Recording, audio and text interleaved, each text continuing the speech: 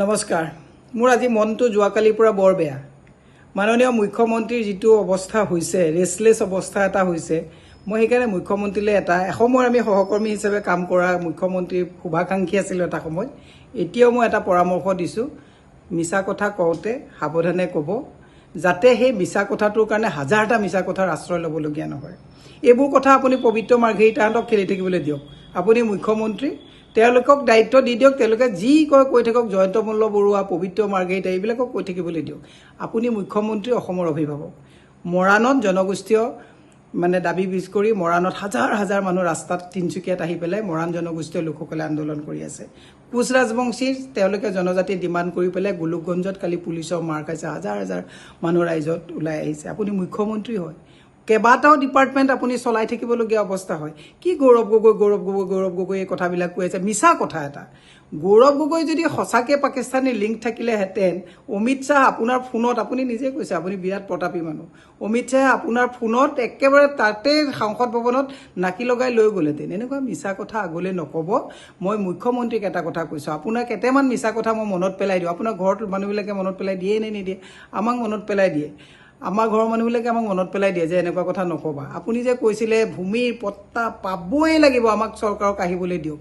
54,000 বিঘা খিলঞ্জীয়া মানুহৰ মাটি আদানী, আম্বানী এইবিলাকক চমজাই দিয়া হৈছে। ভূমি পট্টা কি হ'ল, তাৰ পৰিৱৰ্তে বুলডোজাৰ পাইছে মানুহে। সেইটো হৈছে 1 নম্বৰ। 2 নম্বৰতে আপুনি কৈছিলে 21ৰ পিছত যদি মই নিৰ্বাচন খোলোঁ আপোনালোকে চাই ল'ব। আমি জানো আপুনি খেলিব, এইবিলাক এনেই আপুনি ভেলকিবাজি মাৰা কথা। আপুনি কৈছিলে যে মুখ্যমন্ত্ৰীয়ে মিছা কথা ক'ব নোৱাৰে। মুখ্যমন্ত্ৰীয়ে যদি মিছা কথা কৈছে, তেতিয়াহ'লে মই যদি এই 10 ছেপ্টেম্বৰত গৌৰৱ গগৈ পাকিস্তানী লিংক প্ৰমাণিত কৰিব নোৱাৰোঁ, ঘৰলৈকে নাযাওঁ। মই কৈছোঁ ঘৰলৈ যাওঁ, পৰিয়াল আছে, ল'ৰা ছোৱালী আছে, কেলৈ ঘৰলৈ নাযাব? দিনটো ইমান কষ্ট কৰে, ঘৰলৈ নগৈ ক'ত যাব? ঘৰলৈ যোৱা পৰিৱেশটো ৰাখক। আমি আপোনাক আজিৰ পৰা ফ্ৰী কৰি দিছোঁ। 10 ছেপ্টেম্বৰ গ'ল, গৌৰৱ গগৈ পিছত লাগি থাকিবলৈ হ'লে ধুনীয়াকৈ কাম বন কৰি ঘৰলৈ গৈ ভাত পানী খাই ৰেষ্ট কৰক। এই মিছা কথা এটাত লাগি গৌৰৱ গগৈয়ে কালি ফূৰ্তি কৰি পেলাই নাচিছে। আপুনিওতো নাচে, এনেকৈ আপুনিও নাচা আমি দেখিছোঁ। নাপায় ক'ব, একচুৱেলি আমি এনেকুৱা ধৰণৰ ছ'চিয়েল মিডিয়াত দিবলৈ মোৰো বেয়া লাগে। মোৰ এতিয়া 52 বছৰ বয়স, কিন্তু তথাপিও মই আপোনাক এটা কথা কৈছোঁ, গৌৰৱ গগৈ নাচিছে, আজি নহয় আগতেও নাচিছে, তৰুণ গগৈ ডাঙৰীয়াও নাচে, আপুনিও নাচে, নাচক, কোনো কথাটো নাই। সেইটো কাৰণে ইমান আপুনি খং আহিব এইকাৰণেই নালাগে। এটা মিছা কথা ক'লে 100টা মিছা কথা তাত ক'ব লাগে। আগলৈ মিছা কথা নক'ব। মই সেইটোৱে আপোনাক পৰামৰ্শ দিছোঁ। মিছা কথাবিলাক ক'বলৈ পবিত্ৰ মাৰ্ঘেৰিটাহঁতক এৰি দিছে, তাহাঁতক এৰি দিয়ক। আৰু ফাইনেলি আপোনাক মই এটা থেংক ইউ দিছোঁ। আপুনি কৈছে যে দুটা হ'ব, এটা আইনী যুঁজ, এটা ৰাইজৰ যুঁজ। আইনী যুঁজত SITত কি আহিলে আপুনিও ভালকৈ জানে, ছাবমিট কৰিবলৈ অহা সকলো ভালকৈ জানে। ৰাইজৰ যুঁজটো 26ত হ'ব, ৰাইজে সিদ্ধান্ত ল'ব। তাৰ আগতে মই কৈছোঁ শান্ত হওক, অভিভাৱকৰ দায়িত্ব পালন কৰক। মিছা কথা আগলৈ কওঁতে 10 বাৰ মাতিলে চাব যে এইটো মিছা কথা ক'বলৈ গ'লে গৌৰৱ গগৈ পাকিস্তানী লিংকটোৰ নিচিনা থেকেচা খাব লাগিব নেকি, এই কথাটো চিন্তা কৰিবৰ কাৰণে এসময়ৰ আপোনাৰ শুভাকাংক্ষী আছিলোঁ। এতিয়াও মুখ্যমন্ত্ৰীৰ আমি শুভাকাংক্ষী।